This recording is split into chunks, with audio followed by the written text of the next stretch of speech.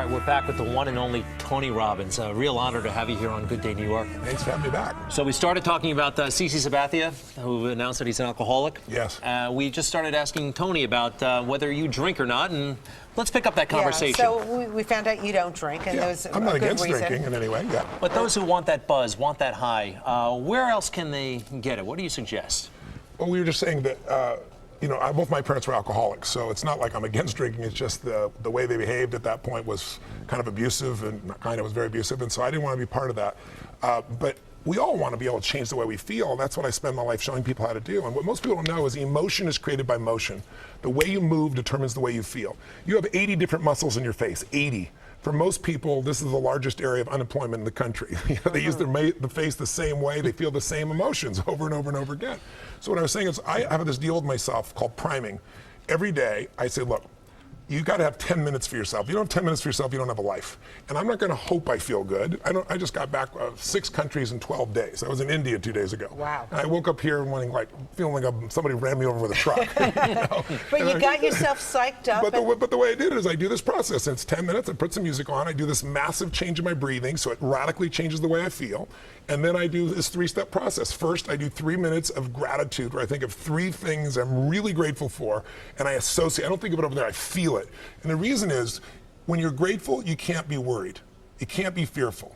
When you're grateful, you can't be angry. And anger and fear are what screw people up most in their relationships, in their life, in their business. So I wire myself. I was saying to you that most people want to be happy, but their habit is to be worried or pissed off or frustrated or stressed. And so they've got a highway to stress and they got a dirt road to happiness. So I wire myself. I've got a highway to gratitude, which changes all your emotions. And then I do a 3-minute process of kind of a prayer for my family and friends. And then I do a 3-minute process of the top 3 things I want to accomplish. I see it as done and I feel it. I'm done in 10 minutes. So sometimes I go 20. But my deal is 10, so there's no excuse not to do it. You know what? I think it's a great way to kind of set the tone for the day. It does. It changes. Listen, we've all had times when you snapped at somebody and you felt bad because it wasn't them, it was the state you're in, right? Well, there's no excuse for that. If you prime yourself, you set yourself up. They've done studies where they go to people and they have a man walk up to you and say, could you hold this for me? He hands you a cup of coffee. It's an actor. And then he takes something out of his pocket, then he takes it back and says, thank you. 100 people, they do it with iced coffee. 100 people do it with hot coffee. 45 minutes later, another actor comes by and says, listen, we're doing this little test. For $5, would you read this 3 paragraphs and answer 3 questions? Most people say yes. It's a little story. The questions are about the character. What's the character like? 80% of the people that got iced coffee say the person is cold and mean. Wow. 81% of the people that got hot coffee say the person is warm and gentle or nice. That's how much we can be primed by our environment. We think we're just feeling what we're feeling, but our environment, if we don't take control of our environment, it takes control of us. Pretty wild, Tony. Now, this is easy for you to say. Look at you. You're like an investment banker. You probably have a master's from Harvard. I bet you have 3 degrees from Harvard. No, I got a high school education. So what happened? You never went to college? Well, my mom, I was going to USC. I wanted to be a sports. I was taking journalism. I was getting a scholarship. And then I had some major challenges with my family. I had to take care of them. And then my mom got very upset. I have 4 different fathers.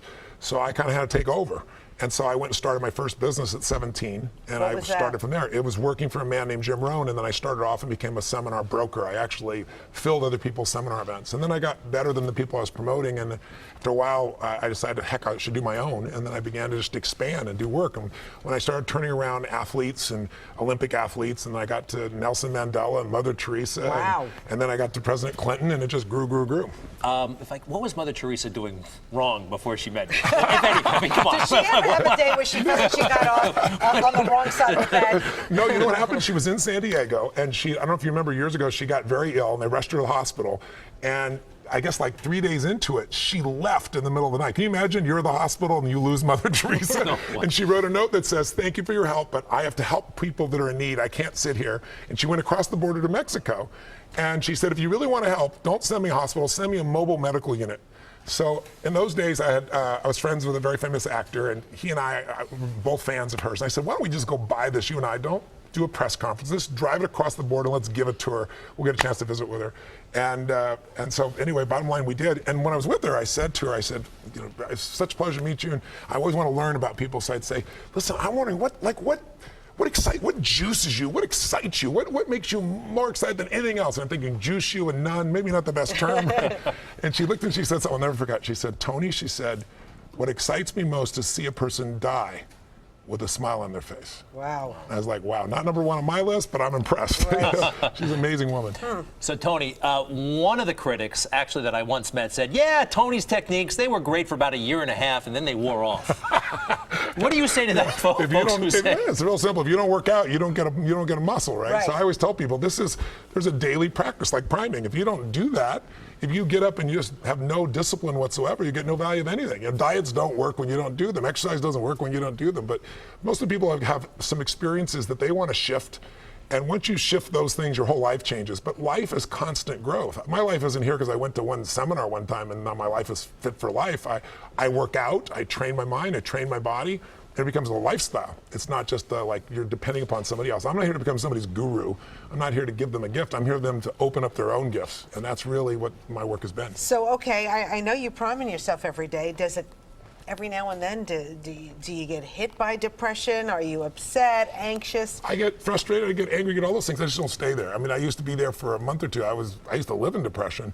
I was 38 pounds heavier than I am now. I lost everything. I moved into a little 400 square foot bachelor apartment in Venice, California, feeling sorry for myself. But I got so near the end where you think life has no meaning, it scared the hell out of me, and I developed tools, and I've never gone back there. I mean, have I gotten pissed or angry? Of course. People still think, you're not happy all the time, are you? No, I'm not happy all the time.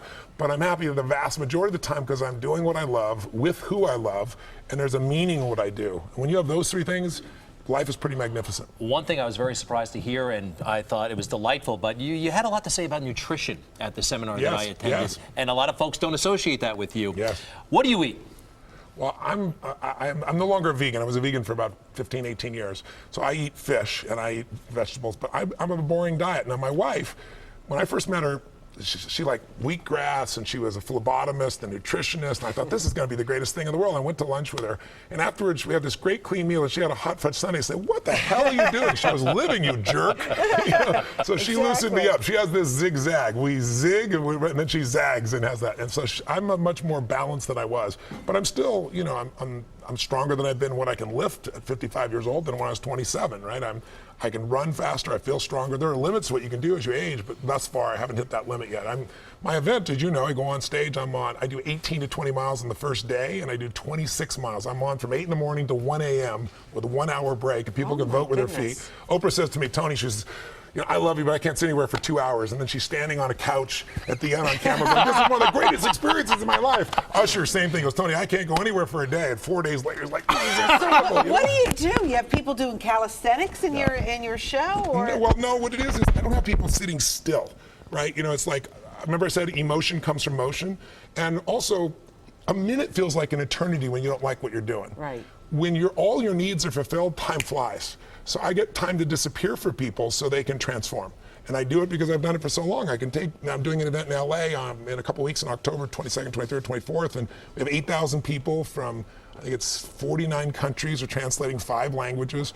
And people from every walk of life, from young kids to people older, athletes, entertainers, average people will all come and become a family and transform in ways that are just extraordinary. At the end, it feels like a mosh pit, like at a giant concert with people, and they just have a blast. Yeah, great music, by the way. Really? You're a heavy metal guy. I was trying to tell him I have that. all You like a kinds lot. of things. When I heard AC/DC, Greg says, "Oh, Tony likes this." Tony likes AC/DC. Yeah, absolutely. But we love everything. We do a mix because we use music as the soundtrack to our lives, and so we pull from all kinds of types of music. I think you were So like a not John sitting Tesh kind of guy, that new age John kind Tesh. of, you know, that new age kind of music. Not so much. Oh, wow. Sorry, John Tesh. No disrespect, John. All right, Tony Robbins. Once again, TonyRobbins.com. People can go there. And Yes. also America's Best 401k. Yeah, or they can go to showmethefees.com. Awesome. Tony Robbins, a real privilege. Always Thank enjoy you. Thanks for having me on, having guys. you on. Always good Thank to visit you. with you guys. Thanks for having me. All right.